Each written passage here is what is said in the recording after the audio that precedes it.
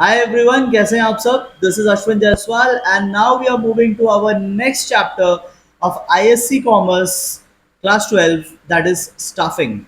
एक बहुत important chapter, approximately 6 marks का weightage रखता है and कुछ MCQs में आएगा and 4 marks approximately आपको theory question में subjective में पूछा जाएगा.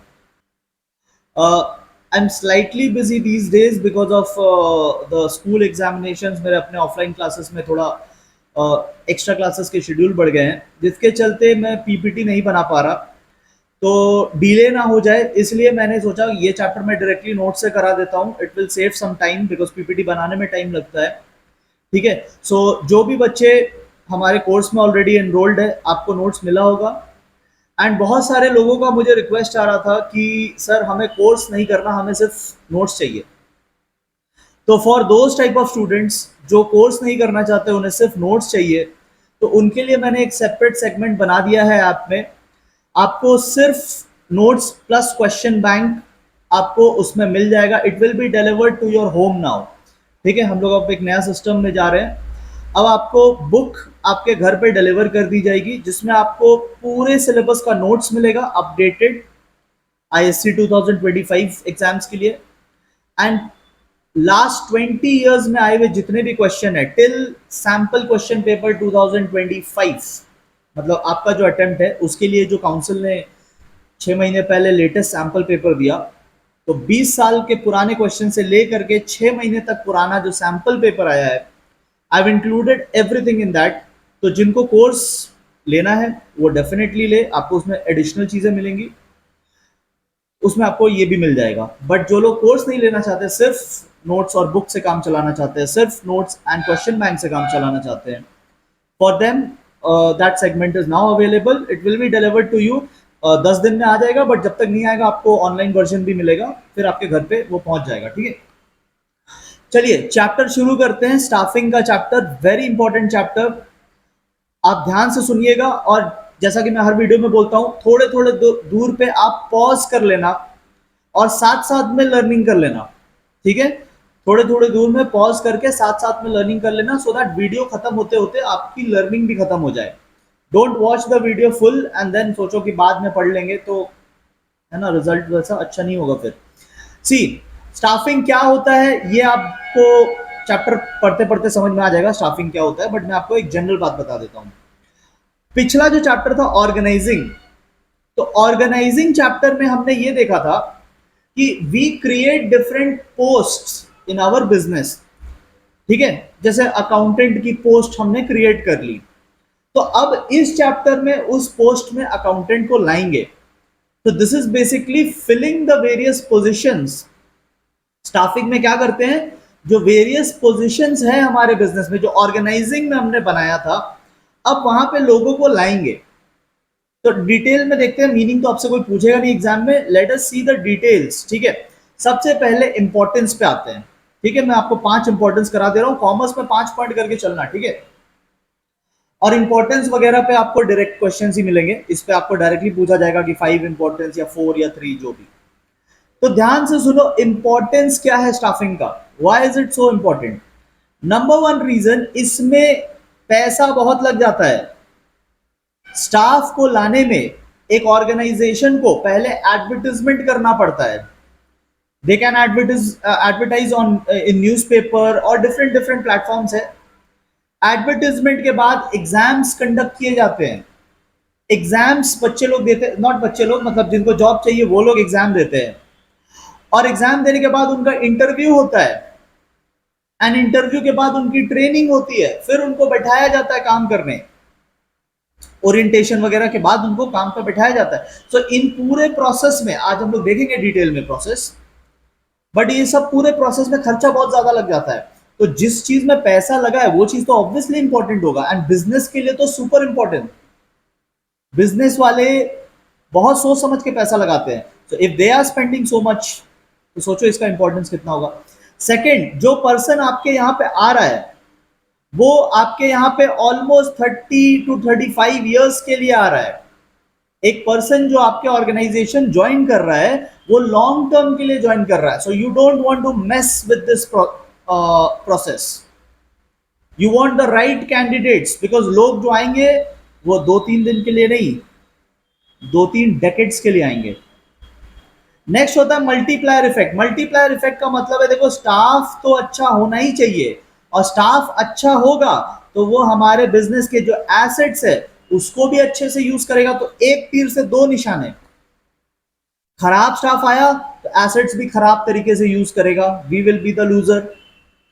अच्छा स्टाफ आएगा तो मशीन अच्छे से चलाएगा, चीजों को अच्छे से संभाल के रखेगा, कंप्यूटर का कीबोर्ड खराब नहीं करेगा।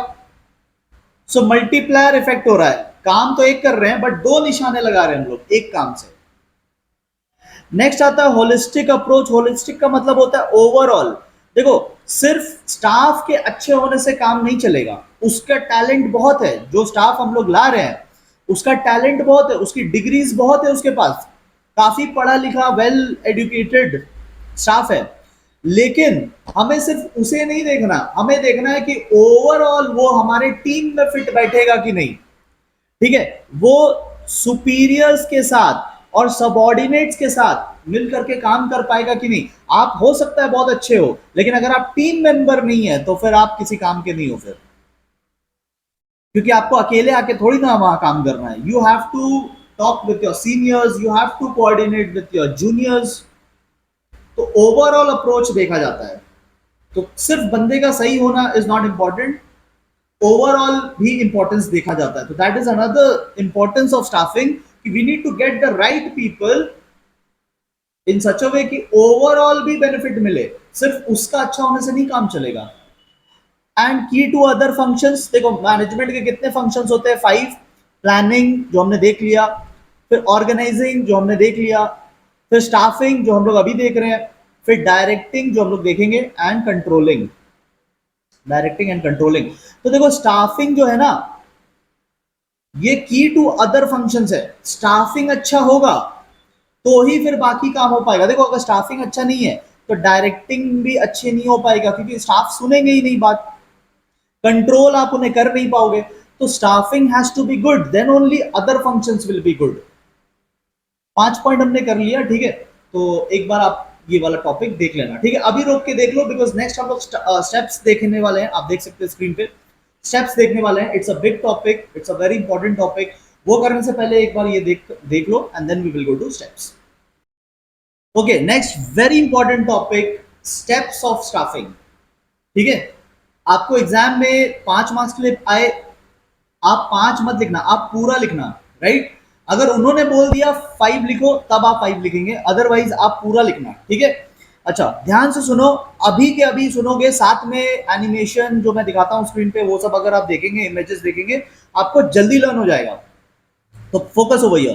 स्टाफिंग करने के लिए, लोगों को लाने के लिए आपको स्टेप नंबर 1 क्या करना है, पहला आप ह्यूमन रिसोर्स की प्लानिंग करो, मैन पावर प्लानिंग करो। पता लगाओ कि आपको कितने लोग चाहिए। मान लो हमें 50 स्टाफ चाहिए, 50 स्टाफ्स। तो ये 50 पहले पता लगाओ। लोगों को लाने से पहले तो आपको ये पता होना चाहिए ना, how many people we need. और ये पता कैसे करेंगे, ये देखो नेक्स्ट पेज में लिखा है, पता कैसे करेंगे। तो इसके लिए आपको 2 काम करना होगा। सबसे पहला काम करना होगा, ये इंपॉर्टेंट है, राइट, ये इंपॉर्टेंट है, work load analysis. Work load analysis में हम लोग क्या करेंगे, we will try to find out कि हमारा जो वर्क है उसमें how many people will be needed. Let's say हमारे ऑर्गेनाइजेशन में 500 staff will be needed, 500 staffs. इतना वर्कलोड है, इतना काम का बोझ है कि 500 लोग लगेंगे। फिर आप देखो workforce analysis. Workforce analysis में देखो कि right now how many people are there. तो right now 450 people are there, right now 450 staffs are there. आप देखो जिनके पास नोट्स है भाई, साथ साथ में लिखते चलना, ठीक है, लिखते चलना, उसका एक अलग इंपैक्ट होगा। आप खाली देखो मत, ठीक है, साथ साथ में ये सब जो मैं लिख रहा हूँ ना, आपको ज्यादा बाद में फिर वीडियो दोबारा नहीं देखना पड़ेगा, आपको इसी से काम चल जाएगा, ठीक है। तो देखो 500 स्टाफ्स इतने नीडेड है, इतने क्या है, नीडेड है। और 450 स्टाफ्स अवेलेबल है, 450 स्टाफ्स क्या है, अवेलेबल है। तो हमें और कितने चाहिए, 50। वही तो मैंने ऊपर बोला था ना, ये जो मैंने ऊपर लिखा था 50, ये चीज। तो नाउ यू नीड 50 स्टाफ्स मोर। अब आपको 50 स्टाफ्स और चाहिए। तो पहले तो ये पता करो कि लोग कितने चाहिए। That's step number 1। समझ में आ गया आपको? चलो स्टेप नंबर 2 के ऊपर चलते हैं। तो अब हमें पता है 50 लोग चाहिए। अब सेकंड स्टेप होता है रिक्रूटमेंट। रिक्रूटमेंट इन शॉर्ट अगर देसी भाषा में बोलूं तो इनविटेशन। ठीक है, लिख लेना, लिख लेना, जो मैं लिख रहा हूं सब आप लिख लेना, अलग इंपैक्ट पड़ेगा, दोबारा वीडियो नहीं देखना पड़ेगा, दोबारा आप इसी से कर लोगे और जल्दी रिवीजन कर लोगे। इनविटेशन, ठीक है, नोट्स से कर लो, जल्दी हो जाएगा। चलो, क्या हो गया?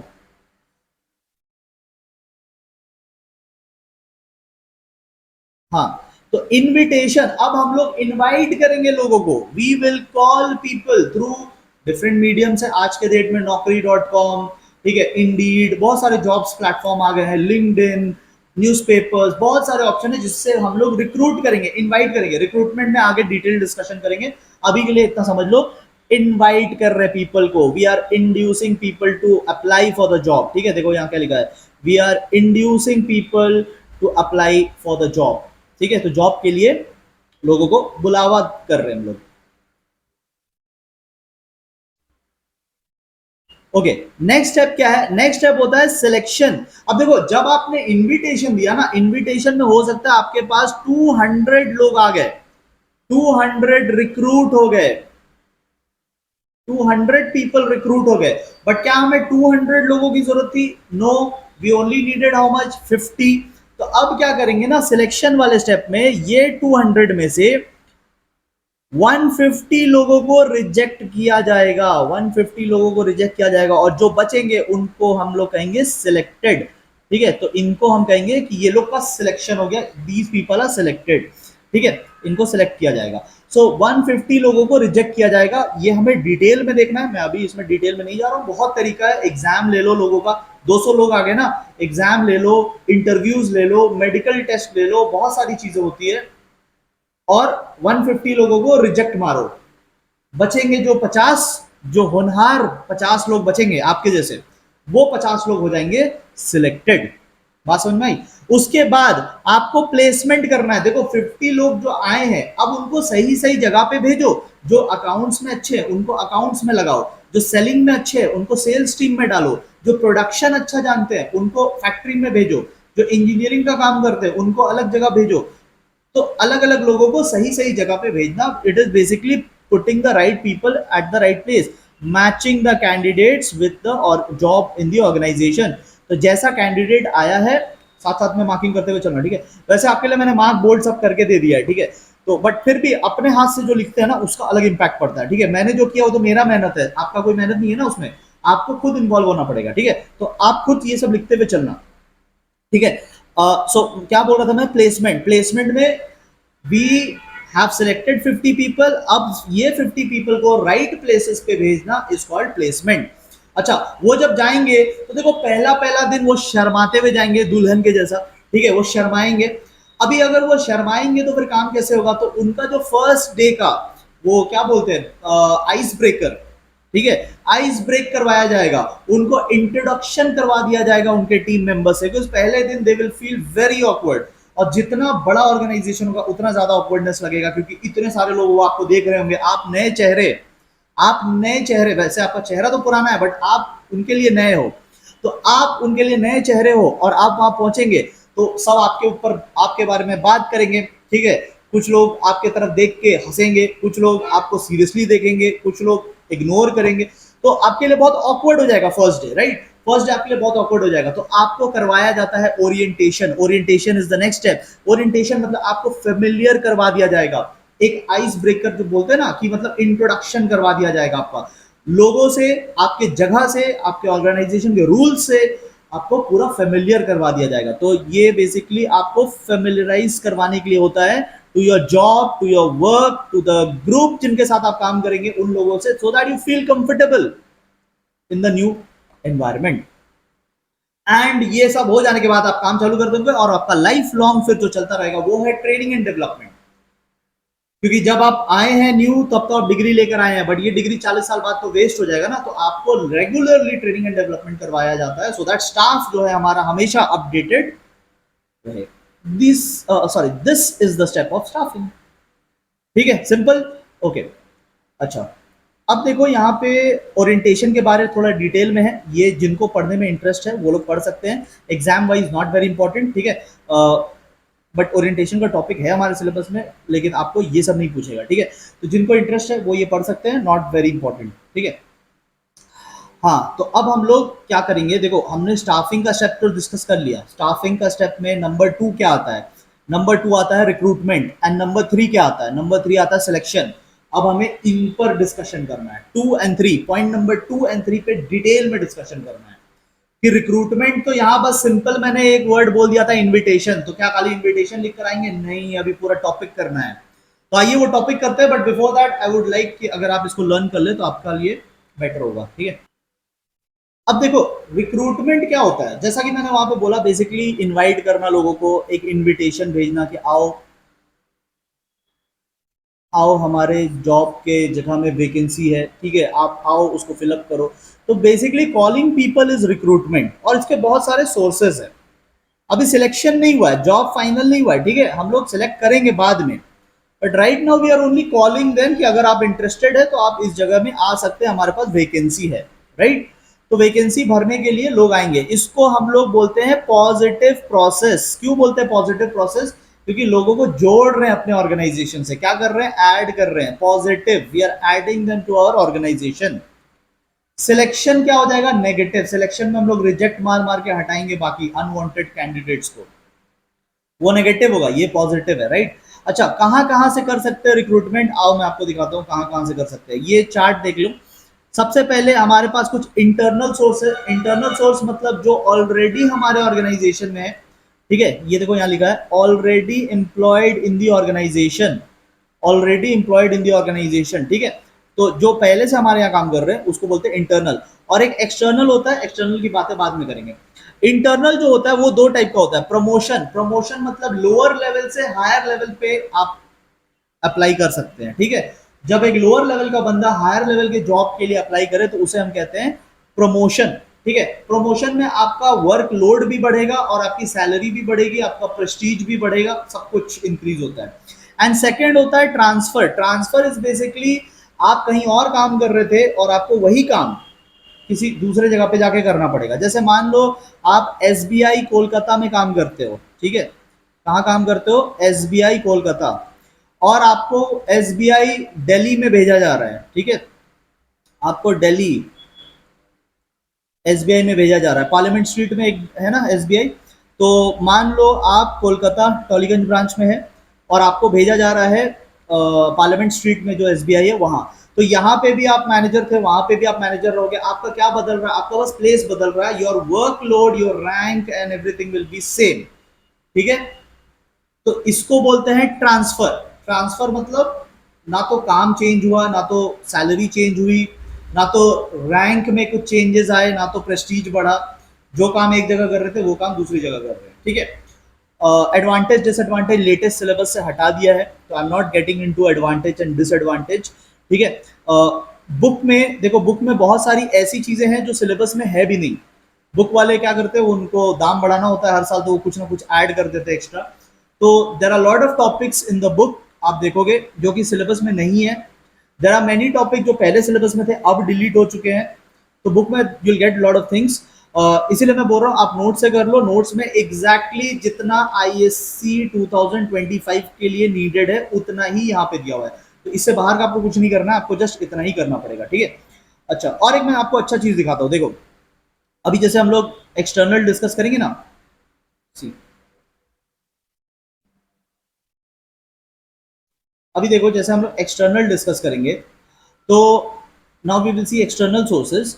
तो एक्सटर्नल सोर्सेज में क्या होता है ना, बहुत सारे सोर्सेज होते हैं। तो एक्सटर्नल मतलब जो हमारे यहाँ ऑलरेडी काम नहीं कर रहे, ये कौन होते हैं, ये आउटसाइडर्स होते हैं। जो मैं लिख रहा हूँ प्लीज लिखते चलना, बाद में मैजिक होगा, एकदम जल्दी याद होगा, ठीक है। लिखने का अलग इंपैक्ट होता है। तो एक्सटर्नल मतलब ये आउटसाइडर्स लोग हैं, ये पहले से हमारे पास नहीं है, ठीक है। अच्छा, तो मैं आपको एक एक करके समझाते चलता हूँ। जितना मैं इमेज, जितना एनिमेशन जो दिखा रहा हूँ स्क्रीन पे, पूरा फोकस के साथ सुनना, अलग लेवल में आपको समझ में आएगा, ठीक है, मजा आ जाएगा आपको। देखो सबसे पहला आता है एडवर्टीजमेंट, ठीक है। तो there are various sources, various platforms. अभी इसमें ऑनलाइन वालों की बात इसमें नहीं करना, ठीक है, ऑफलाइन की बात कर रहे हैं, क्योंकि आगे जाके एक पॉइंट आएगा इंटरनेट। ये पॉइंट नंबर 9 देखो, पॉइंट नंबर 9, तो ये हो गया ऑनलाइन एडवर्टाइजमेंट। ठीक है, तो जब आप किसी ऑनलाइन प्लेटफॉर्म पे, किसी वेबसाइट पे या किसी सोशल मीडिया प्लेटफॉर्म पे जाके वैकेंसी के बारे में बता रहे हैं कि हमारे यहाँ वैकेंसी है, प्लीज अप्लाई, दैट्स इंटरनेट। ठीक है, लेकिन नॉर्मली पहले ज़माने में क्या होता था, पहले ज़माने में लोग एडवर्टाइजमेंट करते थे मोस्टली एम्प्लॉयमेंट जर्नल्स में, न्यूज़पेपर्स में, इन सब जगह पे एडवर्टाइजमेंट किया जाता था। ठीक है, सो बेसिकली एडवर्टाइजमेंट पहले कहाँ कहाँ किया जाता था, न्यूज़पेपर्स हो गया, अच्छा यहाँ लिखा हुआ है, ठीक है, न्यूज़पेपर्स, जर्नल्स यानी कि मैगजीन्स, और टेलीविजन में मतलब बिजनेस न्यूज़ चैनल्स। ठीक है, business news channels, not any television, not any television channel, business news channels में दिया जाता है ये एडवर्टाइजमेंट, मैगजीन्स में दिया जाता है, न्यूज़पेपर्स में दिया जाता है, रेडियोज में भी दिया जाता है। तो देर आर मेनी सोर्सेज जहाँ पे आप एडवर्टाइज कर सकते हैं, आप लोगों को बता सकते हैं कि आपके यहाँ कितनी वैकेंसीज है, एंड देन अगर लोग सूटेबल अपने आप को फाइंड करते हैं तो वो अ, अगर उनके पास रिक्वायर्ड क्वालिफिकेशन है तो वो उसके लिए अप्लाई कर सकते हैं। ठीक है, बट इसका एक प्रॉब्लम है कि बहुत सारे अनसूटेबल लोग भी पहुंच जाते हैं, क्योंकि इसका कवरेज इतना ज्यादा है ना। अगर आपने लेट्स से टीवी में ऐड किया या न्यूज़पेपर में ऐड किया, लाखों लोगों तक ये न्यूज़ चली जा रही है, बहुत सारे जो अनडिजर्विंग कैंडिडेट्स है वो भी अप्लाई कर देते हैं, और आपका काम बढ़ जाता है क्योंकि आपको सबका एग्जाम लेना होगा, सबके पेपर चेक करने होंगे, सबका इंटरव्यू लेना होगा, तो आपका काम बढ़ जाएगा इसमें, राइट। नेक्स्ट होता है एम्प्लॉयमेंट एक्सचेंज। बहुत ध्यान से सुनना, एम्प्लॉयमेंट एक्सचेंज क्या होता है, बहुत ध्यान से सुनना।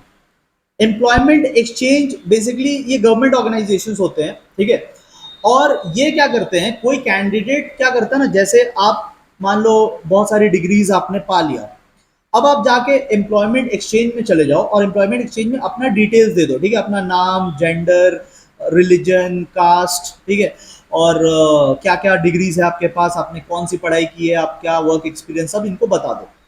जब किसी कंपनी को वर्कर की जरूरत होगी, स्टाफ की जरूरत होगी, तो कंपनी वाले अप्रोच करेंगे एम्प्लॉयमेंट एक्सचेंज को और इनसे पूछेंगे कि देखो हमें अकाउंटेंट चाहिए जो 25 ईयर्स से कम का हो, ठीक है, एंड इंग्लिश उसे आना चाहिए, तो ऐसा कोई है क्या आपके पास?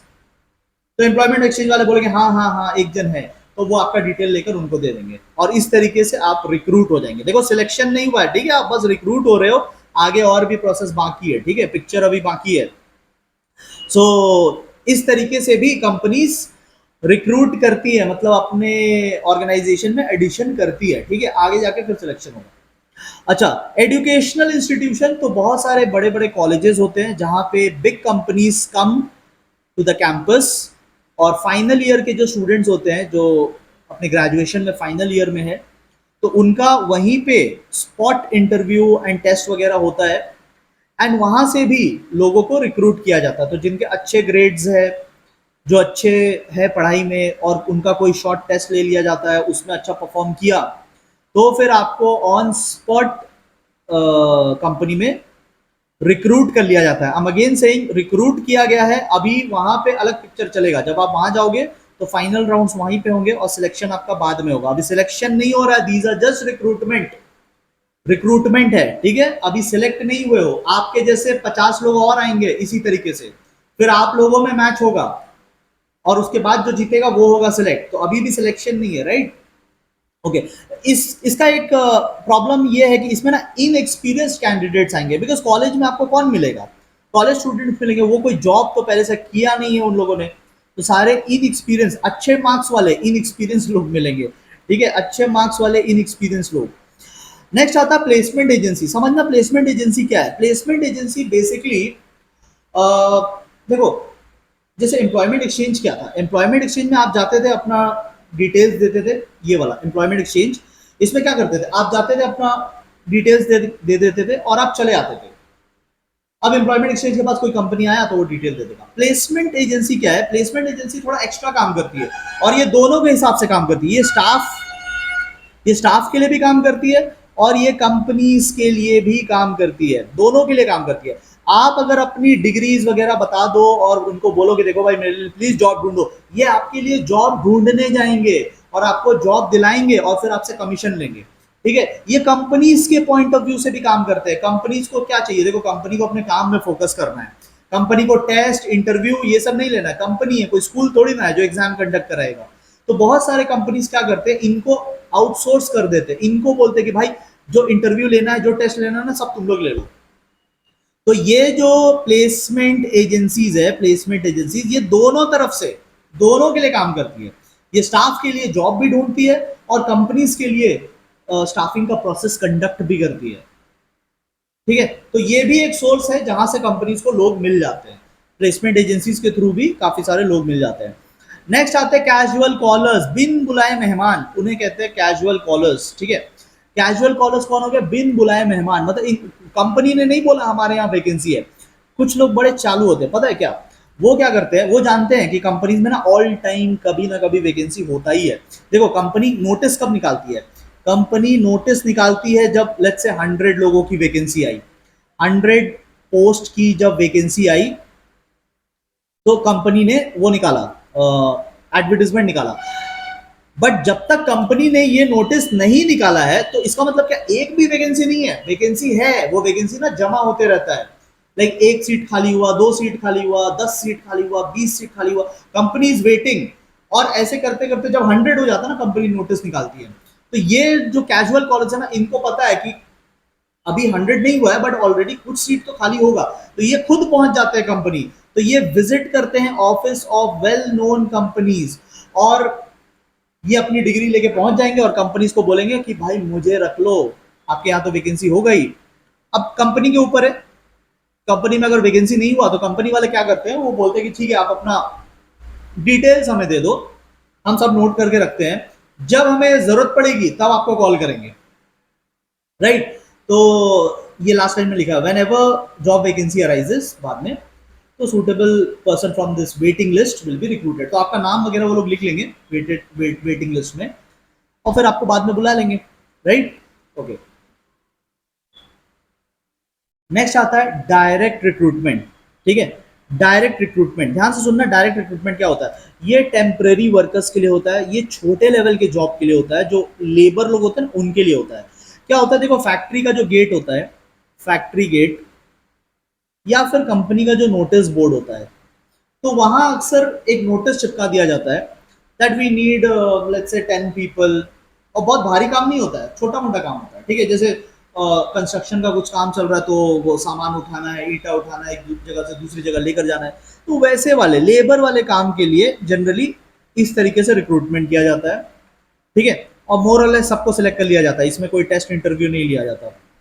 नेक्स्ट होता है 7 नंबर रिकमेंडेशन। जो लोग भी सीए इंडस्ट्री में है, आपके कुछ सीनियर्स या दीदी भैया लोग होंगे, सीएस है या फिर सीएमए है, तो इस इंडस्ट्री में, या लॉयर लोग भी अगर है, लॉयर लोग भी अगर है, तो इस सेगमेंट में ना जनरली ये वाला रूट फॉलो किया जाता है, रिकमेंडेशन। तो सीए लोग ना, या फिर जितने भी सीएस हो गए, सीएमए लोग हो गए, लॉयर्स लोग हो गए, ये लोग कभी वो नहीं करते, मतलब उतना फॉर्मली एडवर्टाइजमेंट एंड ऑल वो सब नहीं करते। ये लोग क्या करते हैं ना, जो ऑलरेडी काम कर रहे हैं उन्हीं को बोलते हैं कि यार किसी को ले आओ, अपने दोस्त को ले आओ, अगर आपका दोस्त भी सीए कर रहा है तो उनको ले आओ हमारे ऑर्गेनाइजेशन में। तो जो करंट एम्प्लॉइज है, वो खुद अपने किसी फ्रेंड को रिकमेंड कर देता है, या अपने छोटे भाई बहन को रिकमेंड कर देता है। So this is another way of getting people.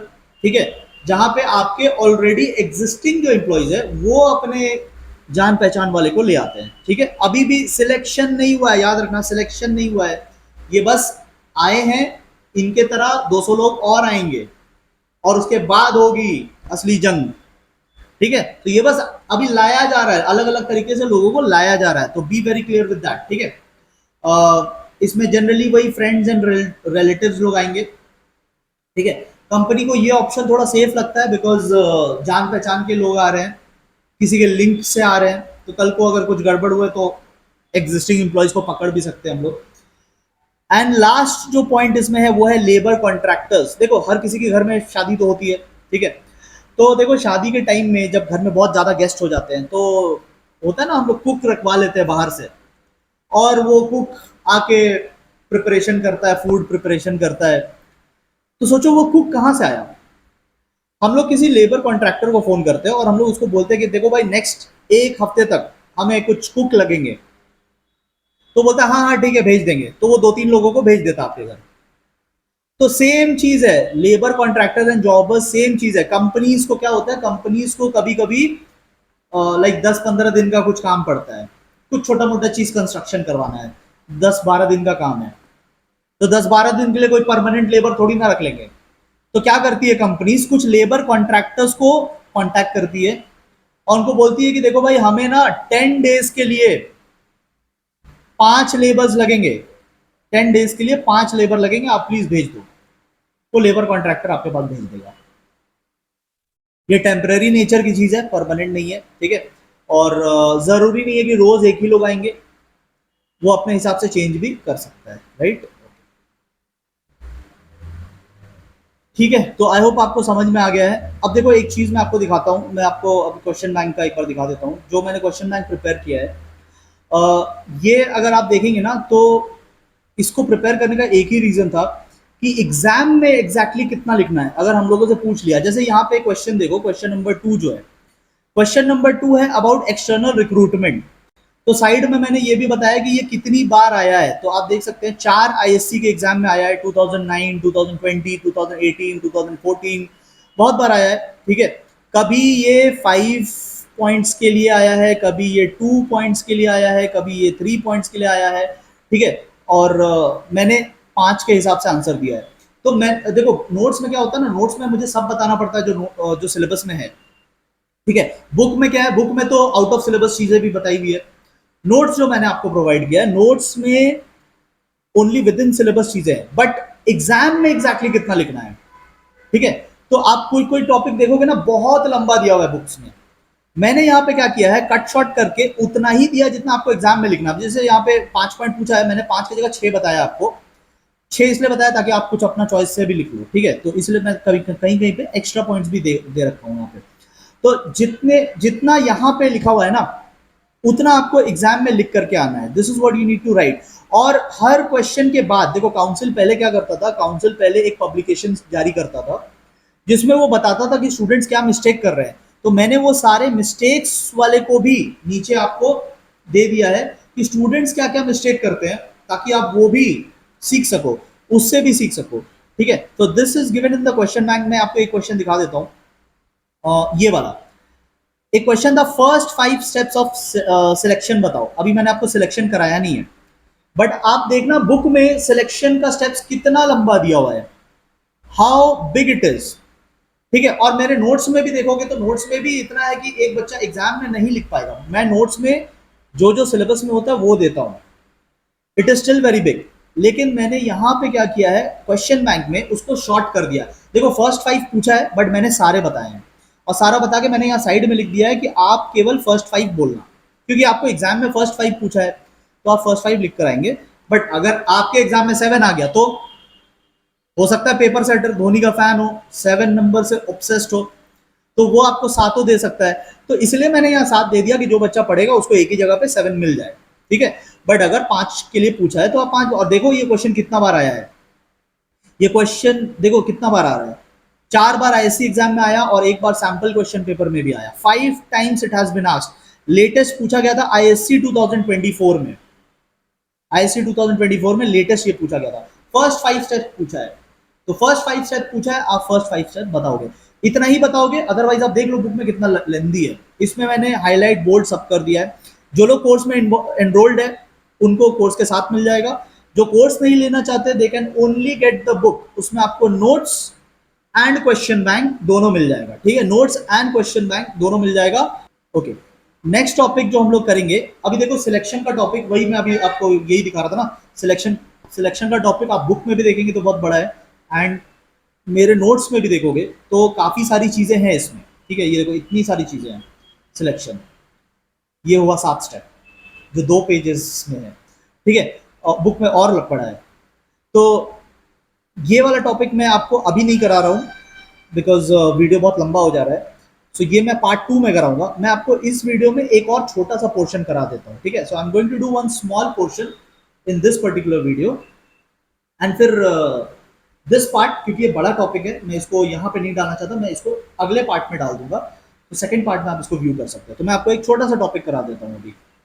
अच्छा, ये टॉपिक मैं आपको क्वेश्चन बैंक से ही करा दे रहा हूँ। क्वेश्चन नंबर 3 ये आपको बुक में नहीं मिलेगा, मैंने तो देखा, मुझे तो बुक में मिला नहीं ये टॉपिक, बट ये 2015 के क्वेश्चन बैंक में पूछा हुआ है, मतलब क्वेश्चन में आया था, 2015 में। और जनरली काउंसिल क्या करता है ना, 5 साल या 10 साल में रिपीट करता है एक बार क्वेश्चन, ठीक है।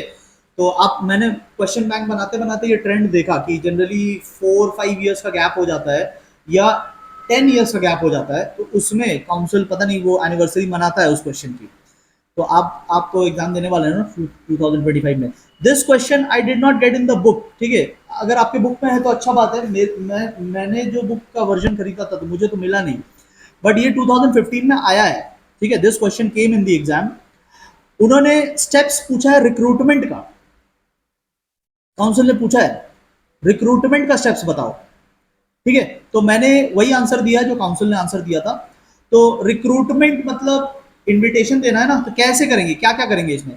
सबसे पहले आप सोर्सेज आइडेंटिफाई करोगे। अभी हमने बहुत सारे सोर्सेज देखे, इंटरनल सोर्स, एक्सटर्नल सोर्स, तो पहले आप वो देख लो। अभी जैसे आप अकाउंटेंट के लिए रिक्रूटमेंट कर रहे हो, तो अकाउंटेंट के लिए आप फैक्ट्री गेट पे तो नोटिस नहीं डालोगे ना। अकाउंटेंट के लिए आप लेबर कॉन्ट्रैक्टर को तो फोन नहीं करोगे ना। तो आप सूटेबल सोर्स पहले आइडेंटिफाई कर लो, ठीक है। आप वो आइडेंटिफाई कर लो। फिर आप देखो dependability of the various source, मतलब वो सोर्स कितना रिलायबल है। जैसे आपने ऑनलाइन एडवर्टाइजमेंट कर दिया, अभी वो कितना रिलायबल है, कितना वो अकाउंटेंट तक पहुंचेगा। या आपने अपने करंट इंप्लॉइज को बोला कि भाई मुझे रेकमेंड करो कुछ, अपने फ्रेंड्स लोगों को रिकमेंडेशन दो, आई नीड एन अकाउंटेंट। तो आपका जो इंप्लॉय है वो कितना डिपेंडेबल है, वो आपको समझना है। नेक्स्ट, उनमें से जो बेस्ट सोर्स है, वो बेस्ट सोर्स आप देख लीजिए कि like there are many sources, सबका डिपेंडेबिलिटी चेक करो। उनमें से जो आपको सबसे सही लगे उसको चुनो, and then you call for the applications. आप बोल दो कि भेजिए, इस सोर्स से भेजिए। लेट्स से आपको लिंक्डइन पसंद आया तो आप लिंक्डइन में जाके बोल दो, या कि नौकरी.com पसंद आया आप नौकरी.com में जाके बोल दो, या आपको न्यूज़पेपर्स पसंद आ रहे हैं, इकोनॉमिक टाइम्स, आप उसमें बोल दो। So these are the steps involved in staffing process, ठीक है। Sorry, not staffing process, staffing के अंदर रिक्रूटमेंट का प्रोसेस है। मुझे तो बुक में ये मिला नहीं, ठीक है। अगर आपके बुक में है तो वेल एंड गुड, अदरवाइज आप यहाँ से पढ़ सकते हो। अच्छा देखो, स्टूडेंट ने क्या मिस्टेक किया है, instead of writing the steps of recruitment, में लगी रहता यही करेंगे। Some candidate wrote steps involve in selection. तो बच्चों की भी गलती नहीं है ना, बच्चे बुक से पढ़ के गए, उनको बुक में कहीं तो ये दिखा ही नहीं, तो उन्होंने जो पढ़ा वो लिख दिया। पूछा रिक्रूटमेंट का स्टेप्स और बच्चों ने बता दिया सिलेक्शन का स्टेप्स। होता है, ठीक है। कभी कभी ऐसा होता है कि क्वेश्चन क्या पूछ रहा है वो छोड़ो, अपने को क्या आता है वो बताएंगे, ठीक है। तो उसमें मार्क्स मिलेगा नहीं, ठीक है ना, उसमें मार्क्स मिलेगा नहीं। आपको वो बताना है जो क्वेश्चन काउंसिल ने पूछा है। तो दिस क्वेश्चन इंपॉर्टेंट मार्क करके चलना, क्योंकि इसकी एनिवर्सरी मनाई जा सकती है 2025 में, राइट। ओके। अच्छा, वैसे तो मैं डिफरेंसेस कराता नहीं, बट अभी इस वीडियो में टाइम कम हो रहा है, तो मैं नेक्स्ट वीडियो में बाकी टॉपिक कराऊंगा। तो मैं यहाँ पे डिफरेंसेस करा दे रहा हूँ, सो दैट आपको साथ साथ में लर्न भी होता चले। देखो, मीनिंग ऑफ रिक्रूटमेंट सिलेक्शन ये तो हमने डिस्कस कर लिया। इसमें हम लोग प्रोस्पेक्टिव मतलब फ्यूचर में जो हमारा एम्प्लॉय बन सकता है उसको बोलते हैं प्रोस्पेक्टिव, मतलब जो फ्यूचर में ज्वाइन कर ले हमें, फ्यूचर में ज्वाइन जो हमें कर ले, तो उसे बोलते हैं प्रोस्पेक्टिव। तो उसे ढूंढते हैं और यहाँ पे एक्चुअली में चूज करते हैं द राइट कैंडिडेट। तो रिक्रूटमेंट में वो हमारा फ्यूचर पॉसिबिलिटी हो सकता है, सिलेक्शन में वो हमारा फ्यूचर बन चुका, ठीक है। अच्छा, nature very important, positive process है क्योंकि इसमें हम लोग लोगों को अपने ऑर्गेनाइजेशन से जोड़ते हैं। और ये नेगेटिव प्रोसेस है बिकॉज इसमें हम लोग जो अनवांटेड कैंडिडेट्स है उनको हटाते हैं। We will see it in the next video कैसे हटाते हैं। अच्छा, फिर एक पॉइंट आप कर सकते हैं, प्रोसेस कौन सा सिंपल है, रिक्रूटमेंट सिंपल प्रोसेस है क्योंकि इसमें बस एडवर्टाइजमेंट करना है, लोग आएंगे, इंफॉर्मेशन फैलाना है और लोग आ जाएंगे। सिलेक्शन में क्या है, एग्जाम लो, टेस्ट कंडक्ट करो, इंटरव्यूज कंडक्ट करो, मेडिकल टेस्ट, बहुत सारा तामझाम है, तो वो कॉम्प्लेक्स है। नेक्स्ट डे हम लोग देखेंगे, नेक्स्ट वीडियो में हम लोग देखेंगे। ऑर्डर, ऑर्डर मतलब पहले कौन होता है, पहले होता है प्रायर, प्रायर मतलब बिफोर, बिफोर में कौन होता है, रिक्रूटमेंट, और आफ्टर में कौन होता है, सिलेक्शन। एक और पॉइंट कर सकते हो 5 मार्क्स का अगर आ गया तो, नंबर ऑफ कैंडिडेट्स वाला पॉइंट कर सकते हैं आप। नो रेस्ट्रिक्शन, जितने लोगों को आना है आ जाओ, पूरा द्वार खुला है, जितने लोग आ सकते हैं आ जाओ। बट सिलेक्शन में ओनली लिमिटेड, याद है मैंने आपको एग्जांपल दिया था कि 200 लोग आ गए थे बट सिलेक्ट कितने होंगे, ओनली 50। तो सिलेक्शन में लिमिटेड नंबर ऑफ लोग होते हैं, रिक्रूटमेंट में कितना भी आ सकते हैं, ठीक है। तो इस वीडियो को मैं यहाँ पे एंड कर रहा हूँ बिकॉज मैं नहीं चाहता कि बहुत लेंदी बन जाए, उसमें मेरा भी एनर्जी डाउन हो जाएगा, आप भी थक जाओगे, नहीं कर पाओगे पूरा, तो ऐसे करके क्या फायदा। कर रहे हैं तो क्वालिटी वाइज करेंगे ना। तो मैं अगले वीडियो में चैप्टर को फिनिश कर दूंगा, ठीक है। पार्ट 1 एंड पार्ट 2 में हम लोग सिलेक्शन करते हैं। आपको कैसा लग रहा है, कितना समझ में आ रहा है, जो मैं इमेजेस वीडियो दिखाता हूँ उससे आपका माइंड में कितना इम्पैक्ट पड़ता है, आप प्लीज मुझे थोड़ा रिकमेंडेशन कमेंट बॉक्स में बताइएगा, ठीक है। And we will meet very soon. अब टाइम ज्यादा है नहीं, ठीक है, 4 महीने और बचेंगे, तो अब हमें फुल फोर्स में कंप्लीट करना है। मैं सिलेबस आपको दिसंबर में फर्स्ट वीक सेकंड वीक तक में कंप्लीट करा के दूंगा, एग्जाम से 2 महीने पहले, राइट, ठीक है। चलिए मिलते हैं हम लोग अगले वीडियो में। Thank you so much everyone.